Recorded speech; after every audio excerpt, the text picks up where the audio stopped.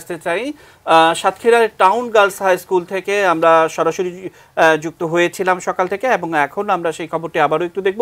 সহকর্মী আহমেদ রাব্বি তানিম কিন্তু সারাদিনই জানাচ্ছেন, এখন একটু দেখে নেব তার খবরটি। খুলনার ২ এখানে ১৫৭টি কেন্দ্র রয়েছে।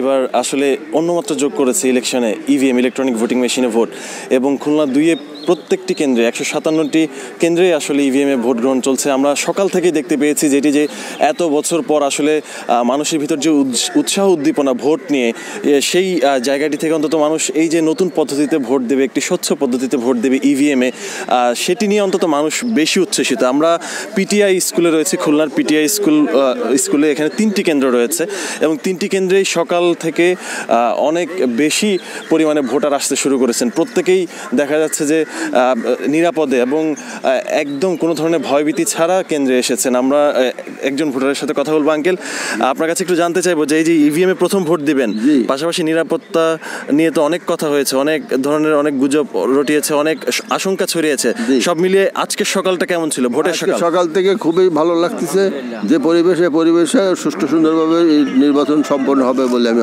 সম্পূর্ণ আশাবাদী। এবং আমরা তো খুব নিরাপত্তাভাবেই বাসা থেকে হেঁটে আসছি এবং যাবো আবার খুব নিরাপত্তাভাবে হেঁটে, এবং মানুষ বিভিন্ন রকমের রটাচ্ছে, এগুলো আদৌ ঠিক না। আমাদের ভিতরে একটা উদ্দীপনা কাজ করছে, যে কারণে আমরা এখানে আসছি এত সকালে।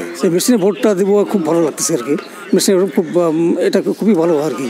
এর ভিতরে নাকি ওই হ্যাং করে কিং করে এইগুলো যদি না করে, এর জন্য ভালো খুব।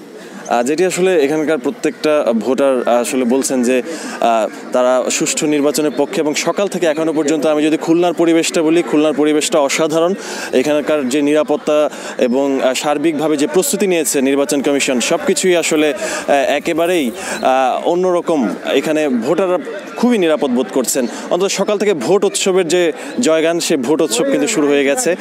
আর আজকে জনরায়, সেই জনরায় কার পক্ষে সেটি জানার জন্য হয়তো অপেক্ষা করতে হবে, কিন্তু ভোটাররা ভোট দিতে পারছেন নিরাপদে, এটি হচ্ছে সবচেয়ে বড় কথা।